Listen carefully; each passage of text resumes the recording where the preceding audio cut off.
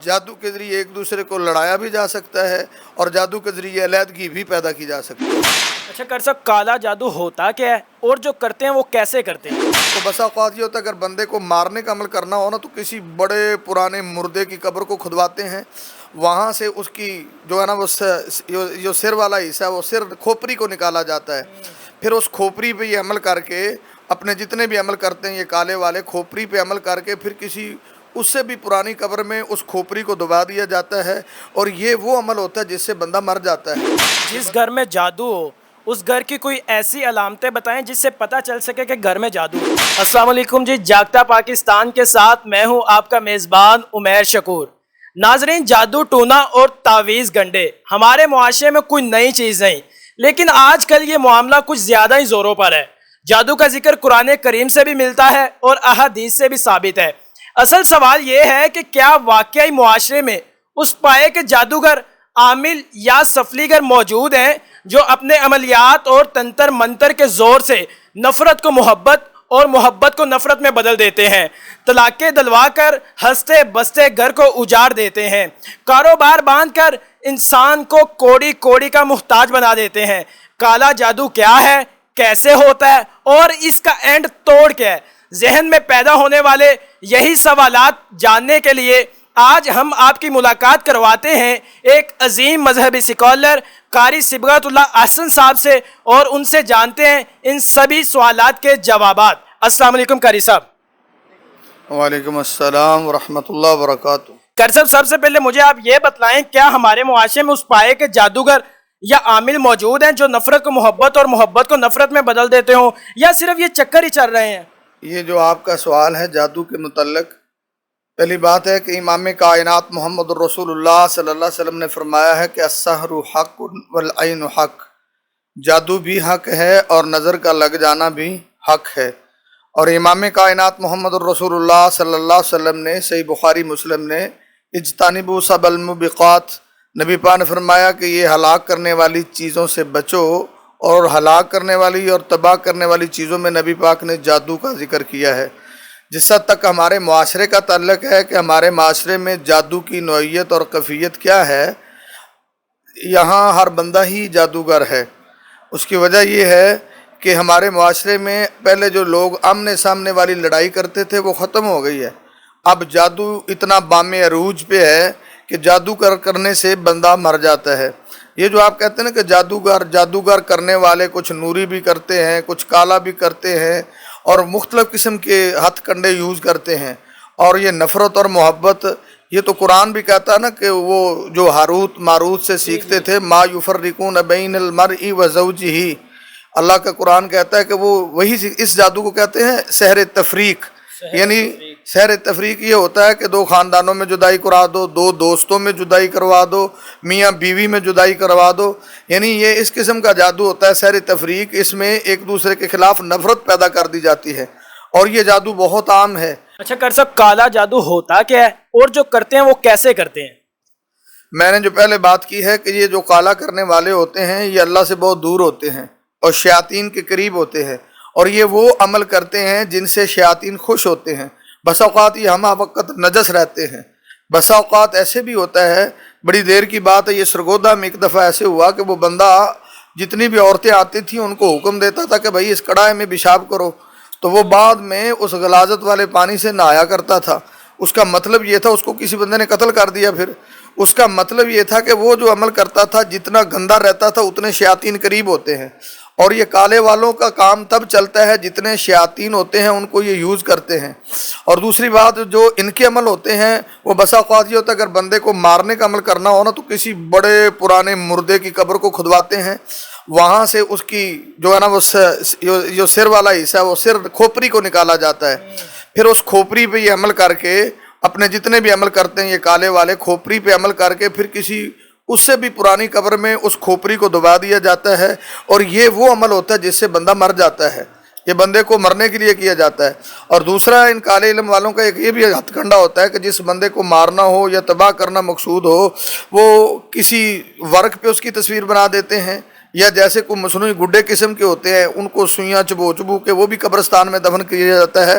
اس سے بندہ لاغر ہو جاتا ہے, کمزور ہو جاتا ہے, اور وہ بندہ بالکل کوئی بسا اوقات دماغی توازن بھی کھو بیٹھتا ہے, اس کو پتہ ہی نہیں چلتا. تو ان کا جتنا بھی کام ہوتا ہے یہ کالے علم والوں کے طریقہ کار ہوتے ہیں لوگوں کو گمراہ کرنے کے لیے. لیکن پھر جو مختلف عامل ہوتے ہیں ان کے طریقے بھی مختلف ہوتے ہیں. کوئی کسی طریقے سے جادو کرتا ہے, ہر بندے کا ایک اپنا اپنا طریقہ ہوتا ہے. لیکن یہ بات یعنی کامن ہے کہ جتنے بھی یہ لوگ جادو کرنے والے ہوتے ہیں یہ سب سے پہلے کفر کو چھوتے ہیں جا کے, پھر ان کا کام چلتا ہے. جس گھر میں جادو ہو اس گھر کی کوئی ایسی علامتیں بتائیں جس سے پتہ چل سکے کہ گھر میں جادو ہے. ظاہری علامات, اگر کسی گھر میں جادو ہو تو اس کی ظاہری علامات کچھ اس طرح کی ہوتی ہیں کہ وہ گھر والے بندے ہی آپس میں لڑے رہتے ہیں. چھوٹی چھوٹی بات پہ جو وہ بڑی بات کھڑی ہو جاتی ہے. بسا اوقات دو سکے بھائی بیٹھے بیٹھے گریبان تک آ جاتے ہیں, اور بسا اوقات ایسے ہوتے ہیں کہ میاں بیوی کے درمیان کوئی بات بھی نہیں ہوتی اور وہ دو ہفتے بولتے ہی نہیں ہیں. تو وہ جہاں پہ یہاں یہ چکر چل رہا ہو کہ گھر میں پورے افراد میں چڑچڑا پر نہ آ جائے اور پورے افراد چھوٹی چھوٹی بات پہ لڑنے جھگڑنے اور مارنے پہ اتر آئے ہیں, تو سمجھ لو کہ وہاں کو جادو کا ٹچ دیا گیا ہے اور جادو کی وجہ سے ان لوگوں کو پریشان کیا جا رہا ہے. پھر یہ بھی ہوتا ہے کہ جادو کے ذریعے کچھ گھروں کے معاملات جو چل رہے ہوتے ہیں وہ معاملات روک دیے جاتے ہیں, اور ان معاملات میں جب ڈسٹرب بندہ ہو جائے, اگر جادو گھر میں افراد رہتے ہیں سارے نمازی لوگ ہیں, اب ان کی نمازیں ہی ضائع ہونے لگ جائیں, بس اوقات وہ جمع کرنے لگ جائیں اور نمازیں ہی ڈسٹرب ہو جائے, تو سمجھ لو نمازوں میں ان کو پتہ ہی نہیں لگے پڑھتا کیا ہوں کرتا کیا ہوں. جس طرح وہ صحابی رسول کی نبی پاک نے غالباً ابو داؤد میں اب ڈیوٹی لگائی تھی نا, گورنر بنایا تھا طائف کا, تو جب وہ طائف میں تھا تو وہ بیچارہ نماز میں کچھ پڑھتا تھا اور نکلتا کچھ تھا. تشہد میں کچھ پڑھ رہے ہیں تشہد میں, اور دوسری نماز کے حصے میں کچھ پڑھ رہے ہیں. تو پھر وہ واپس آ گئے. اللہ کے نبی نے کہا خدا کے بندے تمہاری ادھر ڈیوٹی لگائی تھی تم ادھر آ گئے ہو. کہنے لگا جی کچھ نہ پوچھو, نماز میں پڑھتا کچھ ہوں نکلتا کچھ ہے. تو نبی پاک نے فرمایا کہ یہ تو شیطان ہے. تو نبی پاک نے پھر اپنا جو لعاب اس کے منہ میں ڈالا تھا وہ تو متبرک لعاب تھا, وہ نبی پاک کا طریقہ علاج تھا. تو اللہ کے نبی صلی اللہ علیہ وسلم نے اس کا علاج کیا اور وہ ٹھیک ہو گیا. پھر وہ صحابی نے کہا کہ پوری زندگی پھر مجھے یہ مرض کبھی لاحق نہیں ہوا کہ میرے کوئی معاملات آگے پیچھے ہوئے ہوں. تو یہ حدیث دلیل دیتی ہے کہ بسا اوقات بندے کی نمازیں ڈسٹرب ہو جاتی ہیں, نمازوں میں پتہ نہیں لگتا پڑھتا کیا ہوں. جس گھر کے نمازیوں کی یہ کیفیت ہو کہ اس کی نمازیں آگے پیچھے ہو رہی ہیں, گھر کے معاملات آگے پیچھے ہو رہے ہیں, اور بہن بھائیوں میں اکثر تھوڑی تھوڑی بات پہ لڑائی ہو رہی ہے, تو سمجھ لو کہ وہاں کو جادو کے اثرات پائے جا رہے ہیں. اچھا کر صاحب, یہ تو ہو گئی کہ گھر میں یہ علامتیں تھیں. کر صاحب مجھے کیسے پتا چلے گا کہ مجھ پر جادو ہے, کہ مجھ پر کون سی ایسی نشانیاں ظاہر ہوں گی کہ جس سے میں اپنا آپ دیکھ سکوں؟ ظاہر ہے میرے بھائی, یہ علم غیب تو میرے اللہ کے پاس ہے, لیکن یہ ہوتا ہے کہ کچھ علامات ہوتی ہیں, ڈیلی کی آبزرویشن بھی ہوتی ہے, لیکن مختلف لوگوں میں مختلف علامات ہوتی ہیں. ہمارے پاس کتنے لوگ آتے رہتے ہیں, تو مختلف لوگوں میں جادو کی علامات بھی مختلف شو ہوتی ہیں. بسا اوقات یوں ہوتا ہے کہ جس میں جادو کے اثرات ہوتے ہیں اس کا غصہ کنٹرول سے باہر ہوتا ہے, اور بسا اوقات ایسے ہوتا ہے کہ جادو کی وجہ سے کسی کے پیٹ کی درد ہی نہیں رکتی, اور بسا اوقات ایسے ہوتا ہے کہ کچھ معاملات جادو کی وجہ سے ایسے ہوتے ہیں کہ ہم لوگ سمجھتے ہیں کہ یہ کوئی دوائی کا مسئلہ, ہم دوائیاں لیتے رہتے ہیں, لیکن وہ دوائی کا مسئلہ نہیں ہوتا, وہ دم کا مسئلہ ہوتا ہے. ہاں اس مسئلے میں افراط و تفریق ضرور پائی جاتی ہے, کچھ مسئلے دوائی سے تعلق ہوتے ہیں تو ہم دم کرواتے رہتے ہیں. تو بسا اوقات ایسے ہوتا ہے کہ جادو ہوتا ہے, ہم اس کو دوائی لے کے دیتے رہتے ہیں. ابھی پچھلے ہفتے کی بات ہے, یہ راجوال سے میرے پاس ایک مریض آتے تو اس کو 12-14 سال ہو گئے علاج کرواتے ہوئے.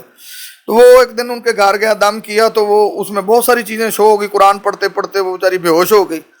تو الحمدللہ اس کا اب علاج ہوا, تو پھر 2-3 دن بعد اس میں ایک جن شو ہوا. اس نے اپنا نام عبدالرزاق بتایا, پھر وہ نکل گیا. اب وہ اتنے سالوں سے جو میڈیسن کھا رہی تھی, اب دم سے اللہ نے اس کو شفا دے دی. تو بسا اوقات یہ وہ کوئی زیرک بندہ سمجھ سکتا ہے کہ اس کو جادو ہے یا اس کو بیماری ہے.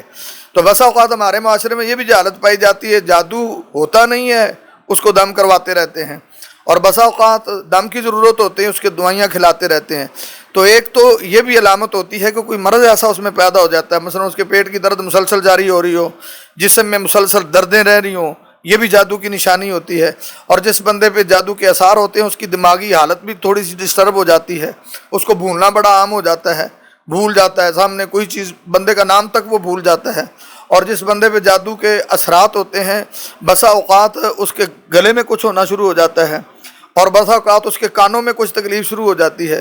حالانکہ اچانک تکلیفیں جو شروع ہوتی ہیں نا, اچانک وہ دائمی مریض نہیں ہوتا, لیکن جب اس کو اچانک یہ مرض اچانک 1-2 دن میں شروع ہونے لگ جائے تو یہ چیزیں جادو کی علامات میں شمار ہوتی ہیں۔ تو جب بندے میں یہ علامات شو ہو رہی ہوں تو بسا اوقات اس کو کسی اچھے عامل سے ملنا چاہیے کہ مجھے بیماری ہے، یہ مجھے جادو ہے۔ اگر وہ کو اچھا ہوگا تو اس کو اچھی گائیڈ لائن دے دے گا انشاءاللہ۔ کہ ایک اچھے عامل کا انتخاب کیسے کیا جائے؟ بھئی کو اچھے عمل کے انتخاب کے لیے ضروری ہے کہ آپ دیکھیں وہ 5 ٹائم کا نمازی ہے۔ اگر وہ 5 ٹائم کا نمازی ہے اور پھر کوئی غیر شرعی کام نہیں کرتا اور دم بھی اس کا شرعی ہے، وہ غلط ہاتھ کنڈے استعمال نہیں کرتا، باشرہ ہو، سنت کا عامل ہو، نمازی ہو، نیک ہو، اگر کوئی مطلب کہ اس میں یہ علامات پائی جائیں کہ ظاہری طور پہ الحکم الظاہر کے تحت اس کے آپ دیکھتے ہیں کہ ماشاءاللہ ٹوپی رومال رکھا یا ٹوپی ہے اس کے سر میں یا پگڑی رکھی ہوئی ہے یا داڑھی اس نے پوری رکھی ہوئی ہے اور اس کے بعد 5 ٹائم کی نماز ہے، نماز پڑھتا ہے، تہجد پڑھتا ہے، اشراق پڑھتا ہے، ذکر و اذکار کرتا ہے، قرآن پڑھتا ہے، اگر اس کے ایسے معمولات ہوں تو ایسے عامل سے رابطہ کیا جا سکتا اگر کسی پر جادو ہو گیا ہے تو وہ جاننا چاہتا ہے کہ مجھ پر جادو کس نے کیا ہے، تو کیا وہ جان سکتا ہے؟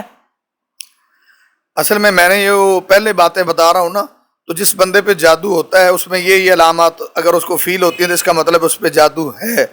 بس اوقات ایسے بھی ہوتا ہے کہ وہ بندہ بیٹھا ہو تو اس کو گندی سمیل آنی شروع ہو جائے، تو جب وہ گندی سمیل آ رہی ہوتی ہے نا تو اس کا مطلب یہ ہوتا ہے کہ وہ وار چل رہا ہے، اور بس اوقات ایسے ہوتا ہے کہ اس کو خوشبو آنے لگ جاتی ہے، اور جب خوشبو آ رہی ہو تو اس کا مطلب بھی یہ ہوتا ہے کہ اس پہ وار چل رہا ہے۔ تو جب ایسی کنڈیشن ہوتی ہے تو سمجھو اس کو جادو کا کچھ مسئلہ ہے۔ اور دوسری کیفیت یہ ہوتی ہے کہ کچھ عامل ہوتے ہیں وہ کہتے تھے کہ بھائی تم پہ جادو ہوا ہے، اور یہ سارا جھوٹ ہوتا ہے۔ علم غیب اللہ کے سوا کوئی نہیں جانتا، نہ کچھ جنات جانتے ہیں نہ شیاطین جانتے ہیں۔ لیکن ہمارے پاکستان میں جو سادہ لوگ ہوتے ہیں ان کو پتہ نہیں ہوتا، یہ جتنے بھی لوگ جادوگر ہوتے ہیں نا ان کا کاروبار جو ہوتا ہے وہ چلتا ہے صرف اور صرف یہ جو انہوں نے حمزات جس کو بولتے موقل بولتے ہیں ان کو قید کر رکھا ہوتا ہے، مقید کیا ہوتا ہے۔ ہر بندے کے ساتھ ایک شیطان ہے جس کو قرآن نے غالباً 26 پارے سورۃ کہف میں کرین کے لفظ سے بیان کیا ہے۔ تو ہر بندے کے ساتھ ایک کرین ہوتا ہے۔ تو جن لوگوں نے یہ بڑی تگودو کے ساتھ بڑے کفر کے ساتھ اللہ کے نبی صلی اللہ علیہ وسلم نے شیاطین کو دوست بنانے سے منع کیا ہے، نبی پاک نے جنوں کو دوست بنانے سے منع کیا ہے، اور نبی پاک نے ان سے کام لینے سے منع کیا ہے۔ دیکھیں اگر کام لینا ہی ہوتا تو نبی پاک پر کتنے جنات ایمان لے کے آئے تھے۔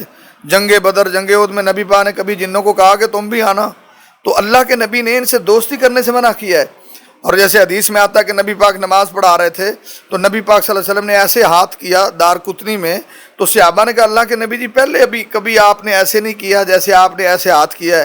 نبی پاک نے فرمایا ایک جن میری نماز خراب کرنے لگا تھا، میں نے اس کی گردن سے دبوچا ہے اور اس کی برودت جو ہے نا منہ کی تری میں نے یہاں محسوس کی ہے۔ تو اللہ کے نبی نے فرمایا اس سے پہلے حضرت سلیمان پیغمبر نے دعا نہ کی ہوتی تو میں اس کو یہ ستون کے ساتھ باندھ دیتا اور مدینے کے بچے بھی اسے دیکھ لیتے۔ اگر قید کرنا ہوتا نا تو میرے نبی قید کرتے۔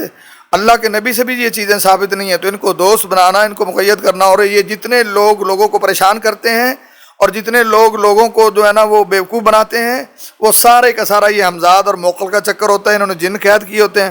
آپ کیا سمجھتے ہیں کہ کسی عامل میں بہت بڑی پاور ہے کہ وہاں سے وہ بیٹھا خون کے چھینٹے پھینک کے ہمارے گھر آ جائے، وہاں سے بیٹھا وہ انڈے پھینک کے ہمارے گھر آ جائیں، پانی کے چھینٹے؟ وہ جو جادو شدہ ان کا پانی اور خون ہوتا ہے وہ جنات ہی پھینکنے آتے ہیں، ان کو ہی یہ استعمال کرتے ہیں۔ اب ہمارے ہاں کتنی پریشانی ہوتی کہ بسا اوقات گھر میں کوئی نئی دلہن آ جائے تو کسی برتن سے تویز نکلتے ہیں، بیڈ کے نیچے سے نکلتے ہیں، وہ بیچاری بدنام ہونے لگتی ہے یہ ہم کو تویز ڈال رہے ہیں۔ یہ سارے تویز اگر وہ رکھواتے ہیں تو یہ عامل لوگ رکھواتے ہیں اور وہ ان حمزات اور موقل کو یوز کرتے ہیں۔ تو بسا اوقات یہ ان کے ذریعے جو علامات شو ہوتی ہیں وہ ظاہری طور پہ پانی آ رہا ہو، ظاہری طور پہ خون کے چھینٹے آ رہے ہوں، بو آ رہی ہو، سمجھو اس وقت وار چل رہا ہے تو آپ کو پتہ چل جائے کہ یہ جادو ہے۔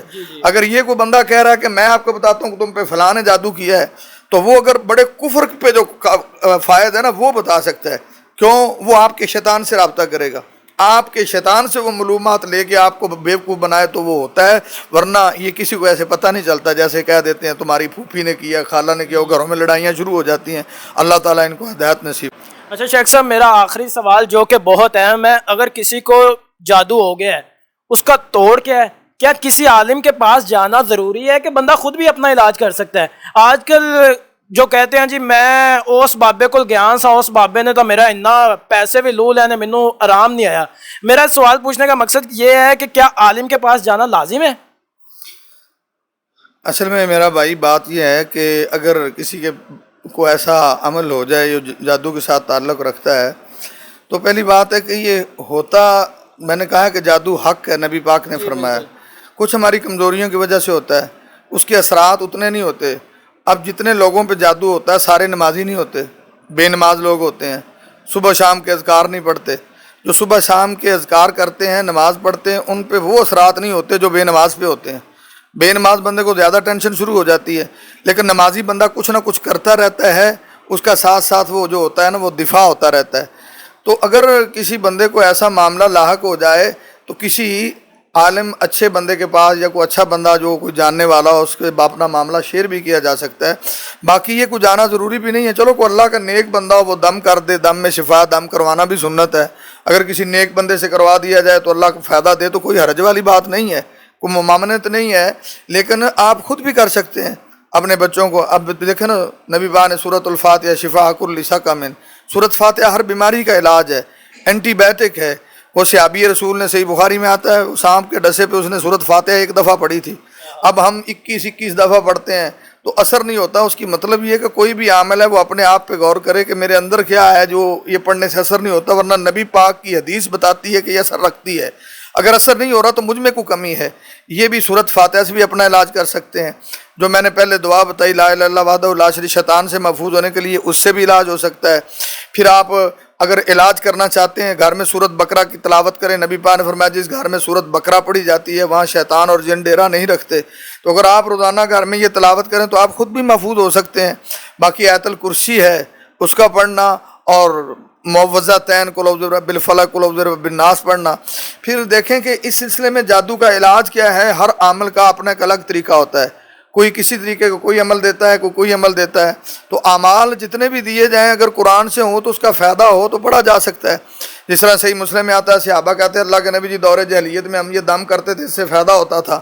تو نبی پاک نے فرمایا اپنے دم سناؤ. جن کے دموں میں شرک نہیں تھا, نبی پاک نے کہا اگر فائدہ ہوتا ہے تو پھر آپ پڑھا کریں. تو مطلب اگر کسی کا مجرب کوئی نسخہ ہو, اس سے فائدہ ہو رہا ہے اور اس میں شرک نہیں ہے اور وہ قرآن سے ہے یا حدیث سے ہے, وہ پڑھا جا سکتا ہے, وہ کوئی بھی عمل ہو. تو اس سلسلے میں کسی اچھے عامل سے بھی ملا جا سکتا ہے اگر آپ خود کوشش اور محنت کریں. سورۃ بقرہ پڑھیں, معوذتین پڑھیں, آیت الکرسی پڑھیں, اور بھی کئی اذکار ہیں جو پڑھے جا سکتے ہیں. ایاک نعبد و ایاک نستعین کی تسبیح کر لیتے ہیں, رب انی مغلوب فانتصر کی تسبیح کر لیتے ہیں. یہ ممد و معاون ہوتی ہیں ان معاملات میں.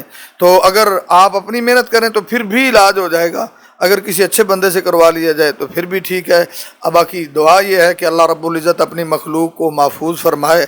اور یہ چیز آج کل بہت زیادہ ہو گیا, جادو پورے معاشرے میں ایسا پھیلا ہوا ہے, گھر میں پریشانی ہے اور ٹینشن ہے. کئی مائیں ڈسٹرب, بہنیں ڈسٹرب, دوست ڈسٹرب, بڑے لوگ پریشان ہیں.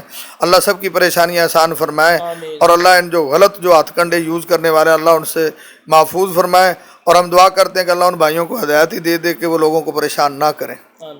جی تو ناظرین, ہماری اللہ کے حضور دعا ہے کہ اللہ تعالی ہم سب کو اس بیماری سے محفوظ رکھے. جی تو ہماری یہ آج کی ویڈیو اگر آپ کو پسند آئی ہے تو لائک کریں, شیئر کریں. آپ کے ایک شیئر سے کئی لوگوں کا فائدہ ہو سکتا ہے. تو ملتے ہیں ایک نئی ویڈیو میں. دیجیے اپنے میزبان امیر شکور کو اجازت. السلام علیکم.